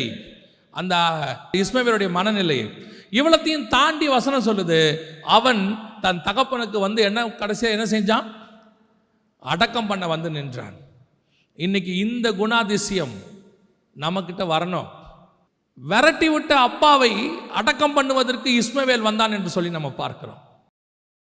அவன் வாழ்நாள் முழுக்க மறக்க முடியாத ஒரு ஆள் யாருன்னா ஆபிரகாம் தான். அவ்வளோ கஷ்டத்துக்கு அவர் தான் காரணம். ஒரு துருத்தியில் தண்ணி வச்சு விட்டுட்டார், அவன் போயிட்டான். வனாந்தரத்தில் தண்ணி முடிஞ்சு போச்சு, ஒரு துருத்தி தண்ணி என்ன பத்தம். ஆனால் ஆபிரகாமுக்கு நம்பிக்கை இருக்குது. ஏன்னா ஆபிரகாமுடைய நம்பிக்கை துருத்தியின் தண்ணீர் மேல் இல்லை, ஆபிரகாமுடைய நம்பிக்கை கர்த்தருடைய வார்த்தையின் பேர். அவர் சொல்லியிருக்கிறார், நான் உன் பையனை பார்த்துக்கிறேன், அவனும் உன் வித்தாய் இருக்கிறான், அவனையும் ஒரு பெரிய ஜாதியாக்குவேன்னு. அந்த நம்பிக்கையில் ஆபிரகாம் அனுப்பிட்டார். ஆனால் வந்தது தண்ணி இல்லை, முடிஞ்சு போச்சு, எல்லாம் முடிஞ்சிருச்சு. இப்போ அந்த தண்ணி இல்லாமல் அவன் கஷ்டப்படும் போதெல்லாம் என்ன தோணும் தெரியுமா, அவனுடைய இருதயத்தில் அவன் தகப்பனை குறித்ததான ஒரு வெறுப்பு, ஒரு கஷ்டம். எங்கள் அம்மா இவ்வளோ கஷ்டப்படுறதுக்கு எங்கள் அப்பா தான் காரணம், அவன் சொல்லிக்கிட்டே இருப்பான். ஆனால் அந்த இஸ்மவேல் தன் தகப்பனுடைய அடக்காராதனையில் வந்து நின்றான் என்று பார்க்கிறோம். இதை நீதிமான்கள் கற்றுக்கொள்ள வேண்டும். உங்கள் அப்பா அம்மா என்ன பண்ணா என்ன, என்ன செஞ்சிருந்தா என்ன, அதுக்கு பின்னாடி கர்த்தருடைய திட்டம் ஒன்று இருக்கும். அதை நீங்கள் புரிஞ்சுக்கணும். நம்மளை கர்த்தர் செலக்ட் பண்ணியிருக்கிறாரு, நம்மளை கர்த்தர் வேறு பிரித்து கொண்டாந்துருக்கிறாரு. நமக்கு எது எப்படி நடக்கணும்னு கர்த்தருக்கு நன்றாய் தெரியும். ஒருவேளை உன் தகப்பன் உன்னை அனுப்பினதுக்கு கூட தேவ திட்டம் காரணமாக இருக்கும். ஒரு நாள் இஸ்மவேல் புரிஞ்சிருக்கும், எங்கள் அப்பா தானா என்னை அனுப்பலை, ஆண்டவர் என்னை அனுப்பினார். ஏன் தெரியுமா, இந்த தகப்பனை விட அந்த தகப்பன் என்னை பார்த்து கொள்வதற்காக இந்த தகப்பன் கையிலிருந்து என்னை கொண்டு வந்து விட்டார். ஏன்னா வசனம் சொல்லுது, கர்த்தர் பிள்ளையோடு கூட இருந்தார். இஸ்மவேலோடு யார் இருந்தா, கர்த்தர் இருந்தார். அவன் வளருகிற வரைக்கும். 20வது வசனம் வாசிங்க பார்ப்போம். தேவன் பிள்ளையுடனே இருந்தார். அவன் வளர்ந்து வனாந்திரத்திலே குடியிருந்து வில்வித்தையிலே வல்லவனானான். அவன் வளர்ந்து வருகிற வரைக்கும் யார் கூட இருந்தது, தேவன் கூட இருந்தார். அப்போ அவனுக்கு தெரியும் ஒரு நாள், சரி எங்கள் அப்பா செஞ்சதுக்கு ஒரு நோக்கம் இருக்குது. பல நேரத்தில் அப்பாக்கள் நம்மளை கண்டிக்கும் போது, பெற்றோர் சில காரியங்களை செய்யும் போது நமக்கு புரியாது, அல்லது கர்த்தர் நம்ம வாழ்க்கையில் அவங்ககிட்ட இருந்து சில பிரிவினைகளை ஏற்படுத்தும் போது நமக்கு தெரியாது. அப்படி தெரியாத போது நமக்கு பெற்றோர் மேலே ஒரு வெறுப்பு, அல்ல கர்த்தர் யாரை விட்டு பிரிக்கிறாங்களோ அவங்க மேலே நமக்கு ஒரு கோபம். நல்லா தெரிஞ்சுக்கொள்ளுங்க, பேசுகிற வார்த்தைக்கு ஒவ்வொன்றுத்துக்கு முன்னாடியும் யோசித்து பேசணும். அப்பேற்பட்ட துஷ்ட மனுஷனுக்கே கூட தன் தகப்பனை கொண்டு போய் அடக்கம் பண்ண வேண்டும் என்கிற பொறுப்பு இருந்துச்சு பாருங்க. இன்னைக்கு நமக்கு இருக்குதா? நம்ம செய்கிறோமா? அப்பா அம்மா செஞ்சதை அப்படியே சொல்லி சொல்லி காட்டுறோம், மாமனார் மாமியார் செஞ்சதை சொல்லி சொல்லி காட்டுறோம். அந்த காலத்தில் என்ன பண்ணீங்க, என்னை எங்கே விட்டீங்க, விரட்டி விட்டீங்க இல்லையா, அப்படி பண்ணீங்க இல்லையா, எங்களுக்கு என்ன கொடுத்தீங்க, என்ன கொடுக்கணும், உங்களுக்கு ஜீவனை கொடுப்பதுக்கு கர்த்தர் அவங்களை பயன்படுத்தினாரே, என்ன கொடுக்கணும், உங்களுக்கு ஜீவனை கொடுக்கறதுக்கு அந்த தாய் சுமந்து நான் ரொம்ப ஆச்சரியப்படுவது யாரை பார்த்து தெரியுமா? ஏவாளை பார்த்து. எல்லாரும் ஏவாள் பழம் சாப்பிட்டாம்பாங்க. அந்த அம்மா ஏதோ தெரியாதனமா ஒரு தடவை பழம் சாப்பிட்டுருச்சு. நம்மெல்லாம் டெய்லி சாப்பிட்டுங்கிறோம், அந்த அம்மா ஒரு தடவை தான் சாப்பிட்டுச்சு. நம்ம வேண்டாம் என்று விளக்கின கனியை நாம் என்ன பண்ணுறோம், டெய்லி சாப்பிட்றோம். சீரியல் வேணாங்கிறோம், டெய்லி பார்க்கல, டெய்லி சாப்பிட்றோமா இல்லையா? அந்த அம்மாவை போட்டு எல்லாரும் சொல்கிறது. ஆனால் அந்த அம்மாவை யோசித்து பாருங்கள், அந்த முதல் குழந்தையை பெற்றெடுக்கும் போது அந்த அம்மாவுக்கு கூட யார் இருந்திருப்பாங்க? யாருமே இருந்திருக்க மாட்டாங்க. ஆண்டவர் தான் இருந்திருப்பார். ஆதாம் இவன் விவசாயி, விதைக்கிறவன். ஆண்டவர் சொல்கிறார், போய் நீ எடுக்கப்பட்ட மண்ணை பண்படுத்து. அவன் ஃபார்மர், அவனுக்கு மெடிக்கல் டிபார்ட்மெண்ட்டில் ஒன்றும் தெரியாது. இந்த அம்மாவுக்கு பிரசவம் பார்க்கணுமே, அது நார்மல் டெலிவரியாகவே இருக்கட்டுமே, பார்க்கணுமே, பிள்ளையை வெளியே எடுத்து தொப்புள் கொடி அறுக்கணுமே, யார் செய்வா? கூட யார் இருக்கா? இன்னைக்கு பாருங்க, அம்மா இருக்கிறாங்க, மாமியார் இருக்காங்க, வேலைக்கு ஆள் இருக்குது, எல்லாம் இருக்குது. அதையும் தாண்டி இது குழந்தை பெற்றுக்கிறதுக்கு அது படுற அவஸ்தை எவ்வளோ கஷ்டப்படுறோம். ஒரு குழந்தைய பெற்றெடுக்க என்ன கஷ்டப்படுறோம். இன்றைக்கி நம்மளை சுற்றி இத்தனை பேர் இருக்காங்க, அன்றைக்கி ஏவாளை சுற்றி யாருமே இல்லை. அதுக்கு நடுவில் அந்த அம்மா குழந்தைய பெற்றெடுக்குது, எவ்வளோ கஷ்டம் பாரு. ஆனால் நம்ம ஏவாளை போட்டு பயங்கரமாக திட்டுறோம். அதான் நான் சொல்கிறேன், நம்ம தாய் நம்மளை பெற்றெடுத்து ஒரு ஜீவனை கொடுத்து கொண்டாந்து வச்சுருக்கிறாங்க, அதுவே பெரிய விஷயம்.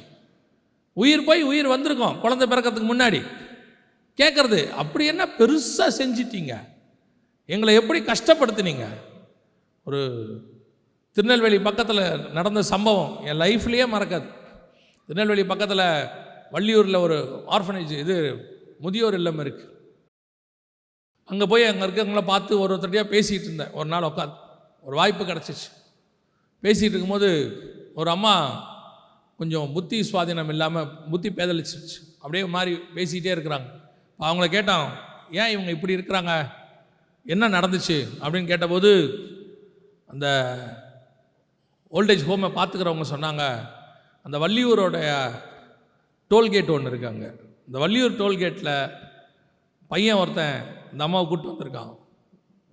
கொண்டாந்துட்டு அம்மாவை கேட்டிருக்கான், நீ எதோ ரெஸ்ட் ரூம் போகணுமாம்மா அப்படின்னு. அம்மா சொல்லியிருக்கான், ஆமாப்பான்னு.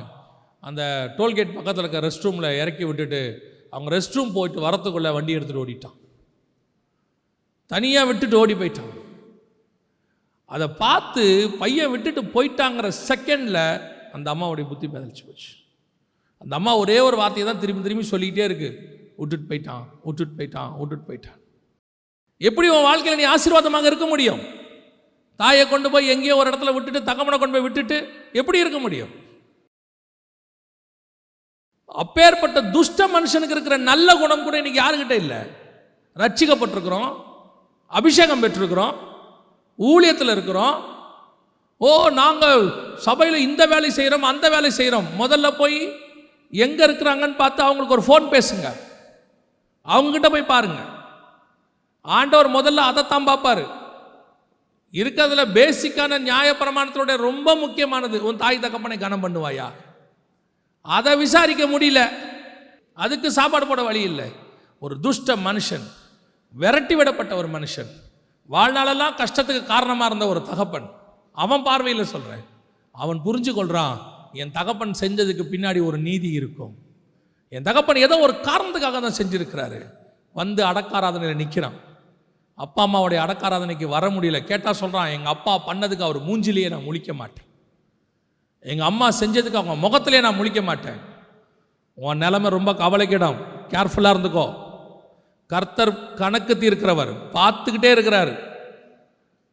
ரெண்டாவது கடைசியாக ஒரு காரியம், அதையும் சொல்லிவிட்டு நான் முடிக்கிறேன். வாசிங்க அதே 25ஆம் அதிகாரம் ஆதியாகமத்தின் புஸ்தகம் 9வது வசனத்தை வாசிங்க. அவன் குமாரராகிய ஈசாக்கும் இஸ்மவேலும் மம்ரேக்கு எதிரே ஏத்தினான சோகாரின் குமாரனாகிய எப்ரோனின் நிலத்திலுள்ள மக்பேலா எனப்பட்ட குகையிலே அவனை அடக்கம் பண்ணினார்கள். அடுத்து யார் தெரியுமா? ஏத்தூரால் சந்ததி வரல. துஷ்ட மனுஷனாகிய இஸ்மவேல் வந்துட்டான். அடுத்து அடக்கம் பண்ணுறது யார் அங்கே கூட நிற்கிறது? ஈசாக். ஈசாக்குக்கு ஆபிரகாம் தனக்கு உண்டான எல்லாவற்றையும் கொடுத்தார். இவன் வாங்கினவன், ஈசாக்கு எல்லாத்தையும் வாங்கினவன். ஆனால் ஒரு நாள் ஈசாக்குடைய காரியம் என்ன நடந்துச்சு வாசிங்க. 22ஆம் அதிகாரம் ஆதியாகமத்தின் புஸ்தகம் 10வது வசனம், 22:10. பின்பு ஆபிரகாம் தன் குமாரனை வெட்டும்படிக்கு தன் கையை நீட்டி கத்தியை எடுத்தான். இவன் யார் தெரியுமா? ஈசாக்கு யார் தெரியுமா? அவனையாவது இஸ்மவேலியாவது என்ன பண்ணிட்டான்? விரட்டி விட்டான். கர்த்தர் கையில் ஒப்பு கொடுத்து தண்ணியை கொடுத்து அப்பத்தை கொடுத்து விரட்டி விட்டான். சரி நீ போ. விரட்டி விடல, அனுப்பி விட்டான். சரி நீ போ, ஆண்டவர் பார்த்துப்பாரு, ஆண்டவர் ஒன்று அனுப்ப சொல்லியிருக்கிறாரு, போ. அவன் கூட ஒரு வகையில் அப்பாவை ஏற்றுக்கொள்வான். எப்படி ஏற்றுப்பான்? சரி தண்ணி கொடுத்து அனுப்புனாரு, சும்மா அனுப்பாமல் என்ன பண்ணாரு? தண்ணியாவது கொடுத்தானே அந்த ஆள் அப்படின்னு நினச்சிருப்பான். இவனை காலங்காத்தால் கூட்டிகிட்டு போகிறான். அதிகாலையில் எழுந்து, 3வது வசனம் என்ன சொல்லுது? ஆபிரகாம் அதிகாலையில் எழுந்து, காலங்காலையிலே எழுப்பிட்டான். இப்போல்லாம் நீங்கள் உங்கள் பிள்ளைய காலையிலே எழுப்ப முடியாது, அது வேறு விஷயம். காலையில் எழுப்புனீங்கன்னா தொலைஞ்சிங்க நீங்கள். உங்கள் பிள்ளைகள் யாராவது காலையில் எழும்புறாங்க? இப்போ ஸ்கூல் 7:30 மணினா கண்டிப்பாக என்ன பண்ணுவாங்க? எழுப்புவாங்க. அதுவே கொஞ்சம் ஸ்கூல் லீவுனா காலையில் என்ன பண்ண முடியாது? உங்களால் காலையில் எழுப்பவே முடியாது. காலையில் எழுப்பிட்டான், அதிகாலையில் எழுந்துருச்சு. 3-4-5 மணிக்கெலாம் எழுப்பிட்டான். எழுப்பிட்டு கூட்டிகிட்டு போகிறான். அப்பா கூட கையை பிடிச்சிக்கிட்டு நம்பிக்கையாக போகிறான். யார் போகிறது? ஈசாக்கு. அப்பா எங்கேயோ கூப்பிட்டு போகிறாரு போல அப்படின்னு ஜாலியாக போகிறான். போயிட்டு ஒரு இடம் வருது, மலைக்கு மேலே கூப்பிட்டு போகிறான். அதை வேற பெரிய கொடுமை, நடக்க வச்சு கூப்பிட்டு போகிறான். இப்போ இருக்கிற பிள்ளைகளை என்ன பண்ண முடியாது? நடக்க வச்சு கூப்பிட்டே போக முடியாது. நீங்கள் நடன்னு சொல்லி பாருங்கள், உங்களை சபிச்சிரும் உங்கள் பையன், உங்கள் பொண்ணு சபிச்சிரும். எவ்வளோ தூரம் நடக்கிறது? அவன் மேலேருந்து கீழவே நடக்க மாட்டான், லிஃப்ட்டில் தான் வரான். அவனை நடக்க வச்சு கூட்டிகிட்டு போகிறான். 10ஆவதுக்கு அவன் தோல் மேலே என்ன பண்ணுறான்? கட்டையை வச்சு கூட்டிகிட்டு போகிறான். அப்படி தான் எனக்கு விறகு வச்சு கூட்டிகிட்டு போகிறான். இது எதுவுமே இப்போ இருக்க பிள்ளைங்கிட்ட நீங்கள் செய்யவே முடியாது. நம்ம பிள்ளைகள் பேக்கை தூக்கவே, ஆமாம், அதோடைய ஸ்கூல் பேக்கையே நம்ம தான் தூக்க வேண்டியிருக்குது. அதோக்கு வெளியே வரும்போது பார்த்தீங்கன்னா எல்லாத்தையும் வாங்கிட்டு என்னால் முடியாதுப்பான்றது. மொத்த வெயிட்டையும் நம்ம தூக்கிட்டு வந்தால் அது கையில் ஒரு சாக்லேட் வாங்கி சாப்பிட்டுக்கிட்டே கூட வருது. அதால் தூக்க முடிஞ்சது அந்த சாக்லேட் வெயிட்டு மட்டும்தான், அது வேறு எதையும் செய்யாது. இப்போ இருக்க பிள்ளைங்க அவன் மேலே விறகையும் தூக்கி வச்சுட்டான். சரி அதுவும் ஓகே, ரைட். இப்போ போயாச்சு மேலே. போன பிறகு இவன் கேட்க வேற செய்கிறான், பலிக்கு ஆடு எங்கே? இப்போ அடுத்த வார்த்தை இவர் சொல்கிறாரு, கர்த்தர் பார்த்து கொள்வார். வந்தாச்சு. வந்த உடனே படுக்க வச்சு கையை கட்டுறான், காலை கட்டுறான், எல்லாம் செய்கிறான். இதை நீங்கள் ஸ்பிரிச்சுவலாக விட்டுருங்க. ஆபிரகாம் தேவனுடைய வார்த்தையின்படி செய்தார், ஸ்பிரிச்சுவலாக விட்டுருங்க. ஈசாக்கோடைய நிலைமை நினச்சி பாருங்க. ஈசாக்கு என்ன நினைப்பான்?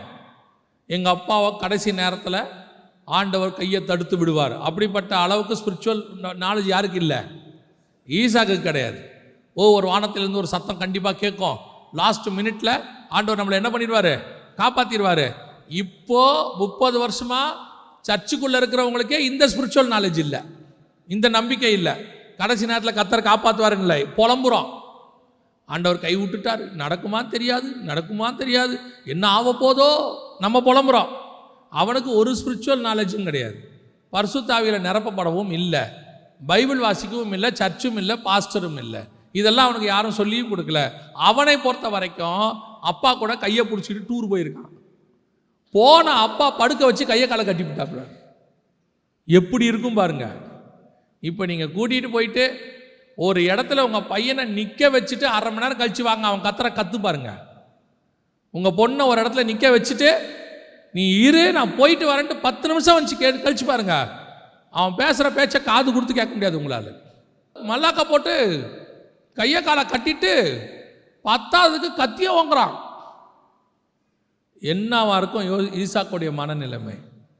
அப்பனாடா நீ நல்லவன் மாதிரி காலையில் கூட்டிகிட்டு வந்த, வழியில் அழகாக பேசிக்கிட்டே வந்த, கூட்டு வந்தது 10ஆவதுக்கு படுக்க வச்சு கையை கட்டி வெட்ட பார்க்குற. அன்னைக்கு ஈசாக்கை படுக்க போட்டு மேலே கத்தியை ஓங்கியாச்சு. ஓங்கின பிறகு அவன் மனநிலை யோசிச்சு பாருங்க. எங்கள் அப்பா என்னை கொல்ல பார்க்குறாரு, எங்கள் அப்பா என்னை இதோட க்ளோஸ் பண்ண பார்க்குறாரு, இந்த ஆள் அன்பாக இருக்கேன்னு சொல்லி, இதுதான் இந்த ஆளுடைய அன்பு. பல நேரங்களிலே ஒரு தாயினுடைய சில காரியங்கள் நமக்கு கடினமாய் தோன்றும், சில காரியங்கள் கடினமாய் நடத்தும். கர்த்தர் சொல்லுவார் செய்யும்பார். குறிப்பாக சொல்கிறேன், ஊழியக்காரன் வீட்டில், ஊழியக்காரனுடைய ஊழியங்களில் ஆண்டவர் பயன்படுத்தும் போது நீங்கள் உங்கள் பிள்ளைகளுக்கு கொடுக்குற அளவுக்கு இம்பார்ட்டன்ஸ் ஊழியக்காரனால் கொடுக்க முடியாது. அது பாஸ்டராலையும் முடியாது, எவாஞ்சலிஸ்டாலையும் முடியாது. பல நேரங்களில் பாஸ்டர்கள் ஹவுஸ் விசிட்டிங் போவாங்க, அங்கே போவாங்க, இங்கே போவாங்க, சில நேரத்தில் ஃபாஸ்டிங் ப்ரேயர் போவாங்க. பிள்ளைகளுக்கு அவைலபிலிட்டி கொடுக்க முடியாது. எல்லா நேரத்திலும் முடிஞ்ச வரைக்கும் தான் என்ன செய்ய முடியும், கொடுக்க முடியும். இந்த பிள்ளைகள் எப்படிப்பட்ட மனநிலைக்கு வந்துட்டாங்க தெரியுமா? இன்றைக்கி உள்ள நிறைய பாஸ்டருடைய பிள்ளைகள் என்ன மனநிலையில் இருக்கிறாங்கன்னா, பாஸ்டர்னால் நான் வெறும் சர்ச் பாஸ்டர் சொல்ல, ஊழியத்தில் இருக்கிற எல்லாருடைய பிள்ளைகளோட மனநிலை, நான் பாஸ்டர் ஆக மாட்டேங்கிறான் அவன். ஏன்? அந்த பாஸ்டருடைய ஊழியத்தில் அவர் பட்ட பாடுகளையும் அவர் ஆண்டவருக்கு டெடிகேஷனாக இருக்கும்போது பல நேரங்களில் வீட்டுக்கு என்ன கொடுக்க முடியாது, இம்பார்ட்டன்ஸ் கொடுக்க முடியாது. வெளியிருந்து சொல்லும் போது சிலர் ஈஸியாக சொல்கிறாங்க, குடும்பத்தை பார்க்க வேண்டாமா? பார்க்குறோம், யாரும் இங்கே பார்க்காமலாம் இல்லை. ஆனால் பல நேரத்தில் கர்த்தருக்கு முக்கியத்துவத்தை கொடுக்கும்போது குடும்பத்துக்கு கொஞ்சம் முக்கியத்துவம் என்ன ஆகுது, குறையுது. அதை பிள்ளைகள் எப்படி எடுத்துக்கிறாங்க தெரியுமா? எங்கள் அப்பாவுக்கு எங்கள் மேலே பாசமே இல்லை, ஊழியன்னு ஓடிடுறாரு. ஸ்கூலில் பேரண்ட்ஸ் டீச்சர்ஸ் மீட்டிங் கூப்பிட்றாங்க, அவர் வரமாட்டார். கேட்டால் அன்னைக்கு ஒரு மீட்டிங் இருக்குன்னு சொல்கிறார். கேட்டால் பிள்ளைகளுக்கு பெற்றோர், குறிப்பாக ஆவிக்குரிய பெற்றோர் மேலேயோ அல்லது ஊழியக்காரனுடைய பெற்றோராக இருக்கிறவங்களோ இன்னைக்கு நிறைய கஷ்டம். அவங்கள விரோதி மாதிரி பார்க்குறாங்க. ஒரு ஊழியக்காரனுடைய மகள் இவ்விதமாய் சொன்னால் என்னிடத்துல, அங்கிள் நான் யாரை வேணாலும் கல்யாணம் பண்ணுவேன், ஒரு ஊழியக்காரனை மட்டும் கல்யாணமே பண்ண மாட்டேன். குறிப்பாக நான் சர்ச்சு பாஸ்டர் பண்ண மாட்டேன். ஏன்? எங்கள் அப்பாவை நான் பார்க்குறேன், அவர் பாருங்க அங்கே ஊழியம் இங்கே ஊழியம்னு சொல்லிகிட்டே இருக்கிறார், எங்களுக்கு அவைலபிலிட்டியே இல்லை, அப்படி ஒரு குடும்பம் எனக்கு வேண்டாம். இது கர்த்தர் சொல்லி அந்த ஊழியக்காரன் செய்கிறான், அவனால் அதை அவாய்ட் பண்ணவும் முடியாது. இப்போ அவன் கர்த்தரை சாட்டிஸ்ஃபை பண்ணுவானா, பிள்ளையை சாட்டிஸ்ஃபை பண்ணுவானா? யாரை இம்பார்ட்டன்ஸ் கொடுக்கணும்? இதை புரிந்து கொள்ளாத பிள்ளைகள் என்ன சொல்கிறாங்க பெற்றோரை பார்த்து, எங்களுக்கு என்ன இம்பார்ட்டன்ஸ் கொடுத்தீங்க, நீங்கள் வந்து நின்னீங்களா? எல்லாத்துக்கும் அம்மா தான் வந்தாங்க, அம்மாவை அனுப்பி விட்டுட்டு அந்த குடும்பத்துக்காக அப்பா வெளியே போயிருக்கிறாருன்னு அர்த்தம். அம்மா உங்க கூட அனுப்பிட்டாரு, ஆனால் அவர் வரல. ஏன் வரல? அவர் இந்த குடும்பத்துக்காக ஏதோ வெளியே செய்ய போயிருக்கிறாருன்னு அர்த்தம். உங்களை அனுப்பி விட்டுட்டு வீட்டில் அவர் பெட்டில் படுத்து தூங்கினார்னா நீங்கள் சொல்கிறது நியாயம். இதுக்கே நீங்கள் இவ்வளோ தூரம் சொல்கிறீங்களே, பிள்ளைகளுக்கு நான் சொல்கிறேன், எத்தனை பெற்றோர் தகப்பன் இராணுவத்தில் இருக்கிறாங்க, வெளிநாட்டில் வேலை செய்கிறாங்க, 5 வருஷம் வரமாட்டேங்கிறான், 3 வருஷம் வரமாட்டேங்கிறான். ஆனால் அவன் பிள்ளைகள் மேலே பாசம் இல்லைன்னு அர்த்தமா?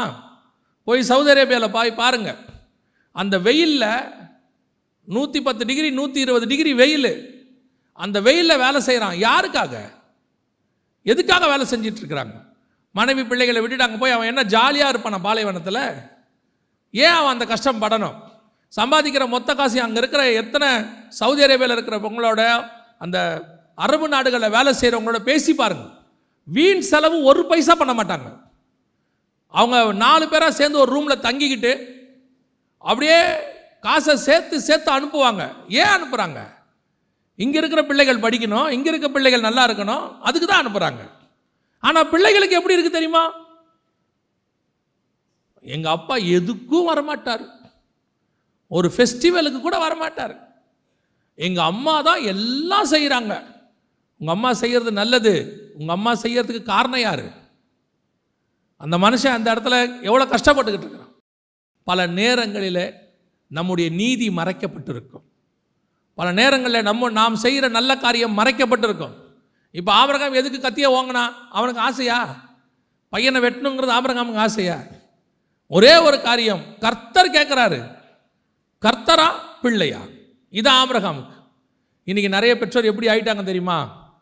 இதே மாதிரி தான், கர்த்தரா பிள்ளையான்னு வரும்போது நிறைய ஊழியக்காரங்களே பிள்ளைகளை இழந்துடக்கூடாது, பிள்ளைங்க நம்மளை தப்பாக நினைப்பாங்கன்னு சொல்லி பிள்ளைன்னு முடிவெடுத்துடுறாங்க. இந்த ஆபிரகாம் யார் தெரியுமா? ஒரு நாள் ஆண்டவர் ஆபிரகாம் பார்த்து கேட்டார், தகப்பனா நானா? ஆண்டவர் கேட்டார் அவனை பார்த்து, உன் தகப்பன் வீட்டை விட்டு வா. அன்னைக்கு அவன் முடிவெடுத்தான், தகப்பனா ஆண்டவரா? தகப்பன் தேவையில்லை, ஆண்டவர் தான் தேவை எனக்கு. அதே ஆபிரகாம்கிட்ட ஆண்டவர் கேள்வி கேட்கிறார், கடைசியா சோதித்து பார்த்தார், கேள்வி கேட்கிறாரு, பிள்ளையா நானா? அன்னைக்கு தகப்பன் தேவையில்லை ஆண்டவரே, நீங்க தான் வேணும்னு முடிவெடுத்த ஆபிரகாம் இன்னைக்கு ஒரு முடிவு எடுக்கிறான், பிள்ளை இல்லை ஆண்டவரே, நீங்க தான் வேணும் எனக்கு. இப்போ ஈசாக்கை பொறுத்த வரைக்கும் எப்படி இருக்கும்? எங்க அப்பா என்னை கொல்ல பார்க்குறாரு, எங்க அப்பாவுக்கு ஈவிரக்கமே இல்லை, எங்க அப்பாவுக்கு அன்பே கிடையாது, இருந்தா என் மேல கத்திய ஓங்குவாரா? ஆண்டவரே சொன்னதாக இருக்கட்டுங்க, மினிஸ்ட்ரியாவே இருக்கட்டுங்க, அதுக்காக பிள்ளைகிட்ட வேற கத்தி ஓங்குவீங்களா? அதான் இன்னைக்கு கேள்வி.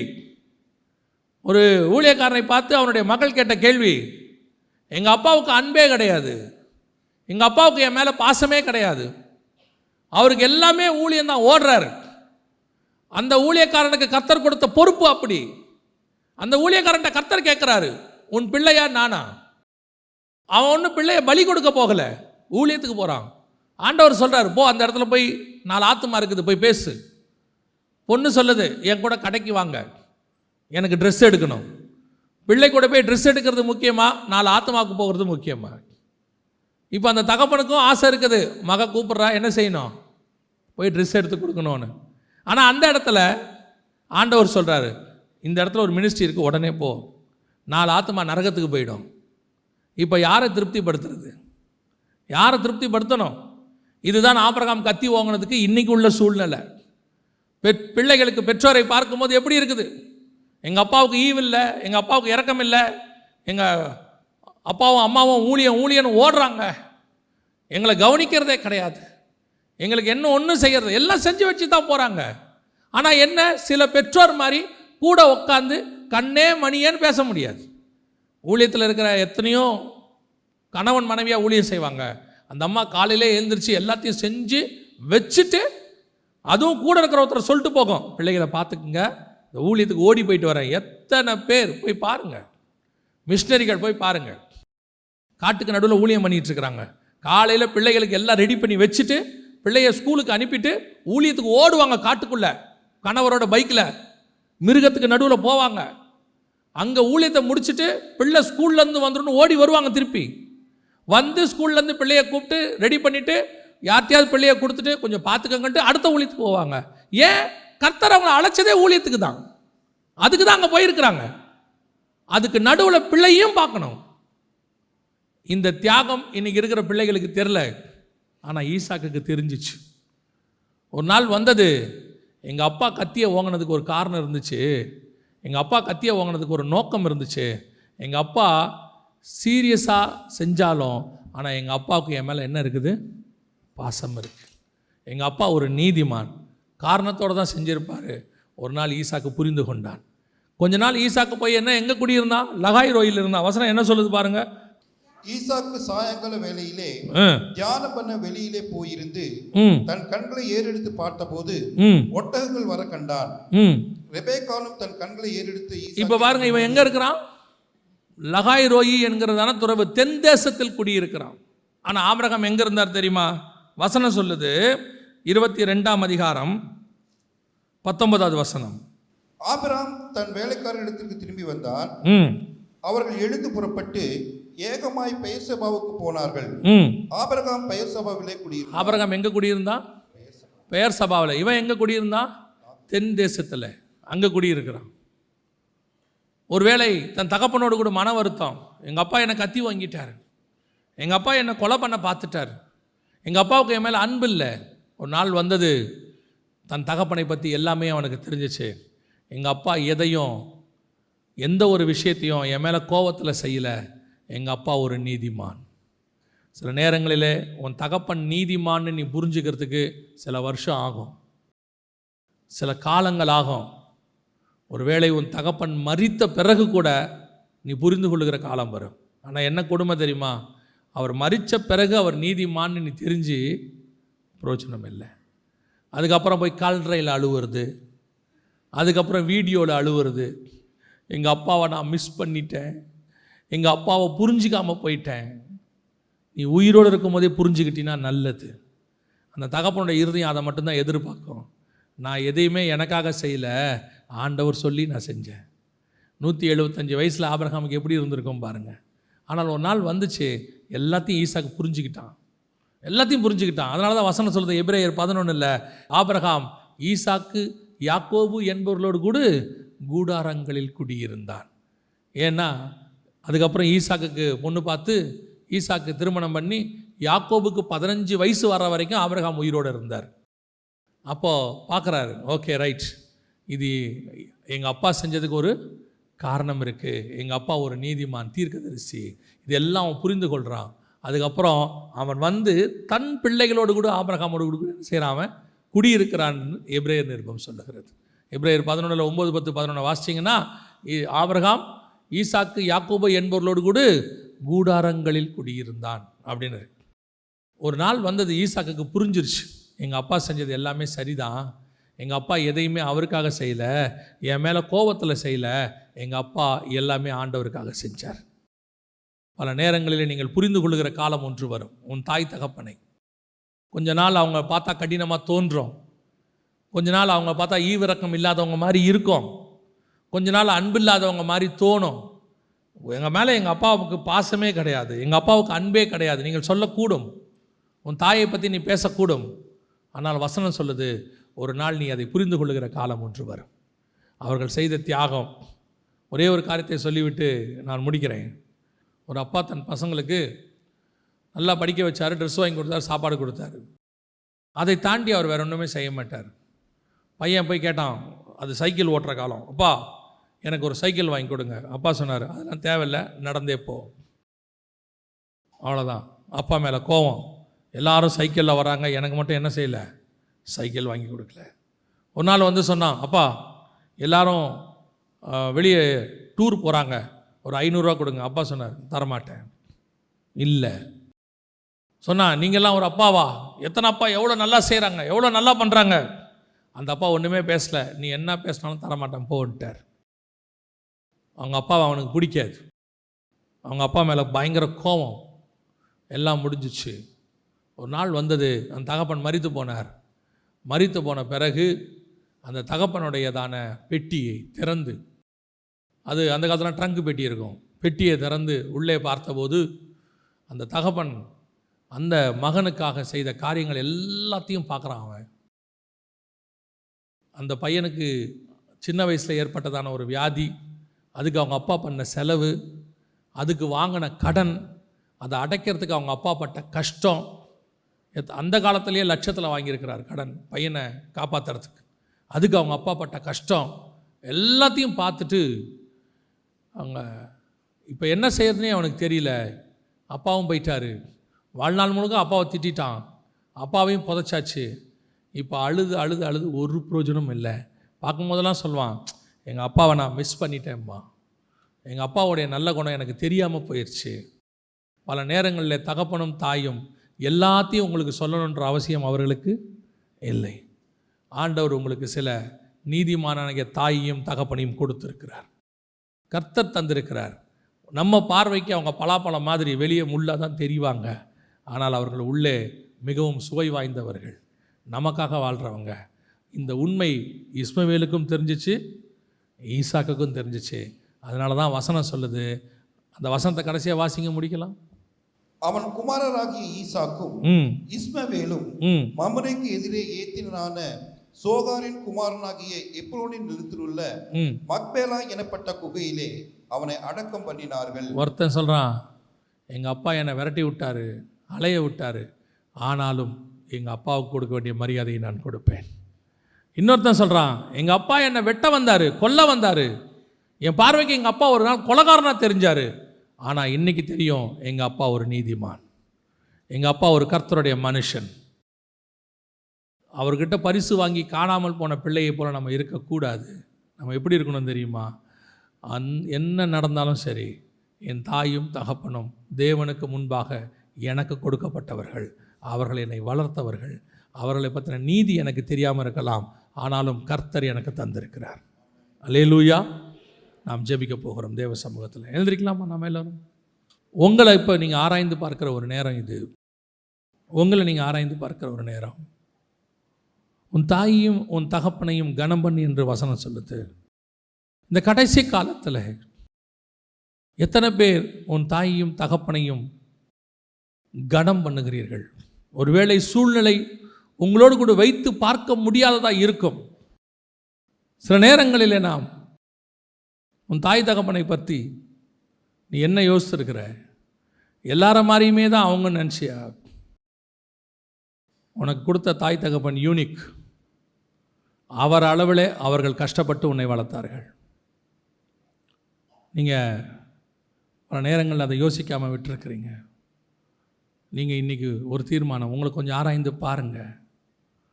தாய் தகப்பனை கனம் பண்ணுறீங்களா? உட்காந்து பேசுகிறீங்களா?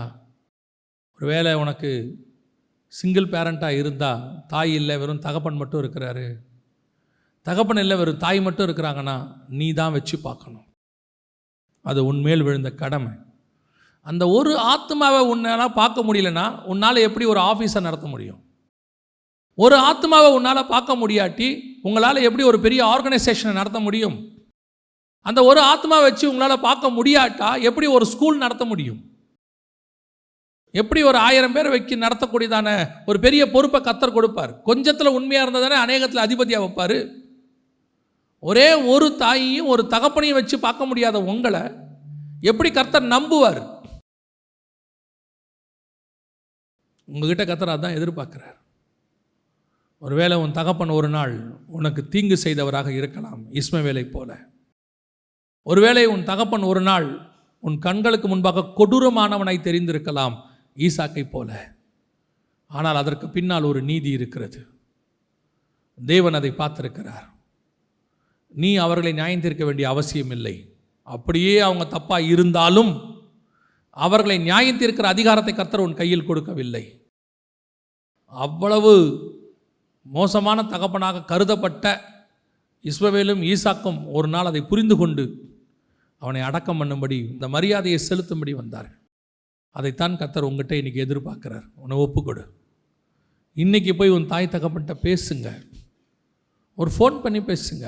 எப்படி இருக்கீன்னு கேளுங்க. நீ எதை விதைக்கிறீங்களோ அதை நீங்கள் கண்டிப்பாக அறுப்பீங்க. ஒருவேளை இன்றைக்கி வாலிப பிராயம் உன் மாமியாரையோ மாமனாரையோ நீ கொஞ்சம் கொடுமையாக நடத்தலாம். அது நாளைக்கு உனக்கு ரிவர்ஸில் வரும். நாளைக்கு திரும்பி உனக்கு அது வரும். உன்னுடைய பெற்றோருக்கு அதை செய்ய வேண்டிய நிலைமை ஒன்று வரும். ஒப்பு கொடுப்போமா தெய்வ சமூகத்தில்? இன்றைக்கி ஆண்டவர் என் கூட பேசி இருக்கிறாரு, எனக்கு உணர்த்தி இருக்கிறாரு, கர்த்தர் என்னோடு கூட இடைப்பட்டார் அப்படின்னு சொல்கிறவங்க மாத்திரம் உங்கள் கரங்களை தேவனுக்கு நேராக உயர்த்தி உன் தாய் தகப்பனுக்காக ஜெபம் பண்ணுங்க. கர்த்தர் கொடுத்ததுக்காக ஸ்தோத்திரம் பண்ணுங்க. ஆண்டவரே, நீர் எனக்கு ஒரு நல்ல நீதிமான் தாயை கொடுத்தீர், நீதிமானாகிய தகப்பனை கொடுத்தீர். இன்றைக்கி நான் இங்கே இருப்பதற்கு அவர்கள் ஒரு காரணம். இன்றைக்கி நான் இப்படி ஒரு நல்ல நுழையில் இருப்பதற்கு அவர்களுக்கு காரணம்னு நீங்கள் அவங்களுக்காக கர்த்தரை ஸ்தோத்திரம் பண்ணுங்க பார்ப்போம். கர்த்தர் உங்களுக்கு தந்த ஒரு பெரிய கிஃப்ட், அது பெரிய கிஃப்ட். ஒப்பு கொடுத்து ஜெபம் பண்ணுவோமா? சர்வ வல்லமை உள்ள எங்கள் ஆண்டவரே, அருமையான வேலைக்காய் உமக்கு நன்றி. கிருபையுள்ள கரத்தில் எங்களை தாழ்த்துகிறோம். ஆண்டவரே, நாங்கள் சுபாவ அன்பில்லாதவர்களாய் போகாதபடிக்கு எங்களுக்கு கொடுக்கப்பட்டதான தாயையும் தகப்பனையும் குடும்பத்தையும் நேசிக்கிறவர்களாய் மாற கிருபை பாராட்டும். உம்முடைய மகிமையுள்ள கரத்தில் தாழ்த்துகிறோம். இது முதல் கொண்டு ஆண்டவரே, எங்களுக்குள் உம்முடைய அன்பை ஊற்றுங்கப்பா. நாங்கள் அரகன்ஸாக இருக்க வேண்டாம் ஆண்டவரே, அன்பில்லாதவங்களாக இருக்க வேண்டாம் ஆண்டவரே. எங்கள் தாயையும் தகப்பனையும் பார்த்தா எங்களுக்கு கோபம் வர வேண்டாம் ஆண்டவரே. அவங்க செஞ்ச பழைய காரியங்கள் ஞாபகத்துக்கு வர வேண்டாம் ஆண்டவரே. இன்றைக்கி அவங்கள எங்கள் கையில் கொடுத்துருக்குறீங்கிற பொறுப்பு எங்களுக்கு வரட்டும் ஆண்டவரே. மகிமையுள்ள கரத்தில் எங்களை தாழ்த்துகிறோம். எங்கள் ஆண்டவர் இயேசுவின் நாமத்தில் பிதாவே.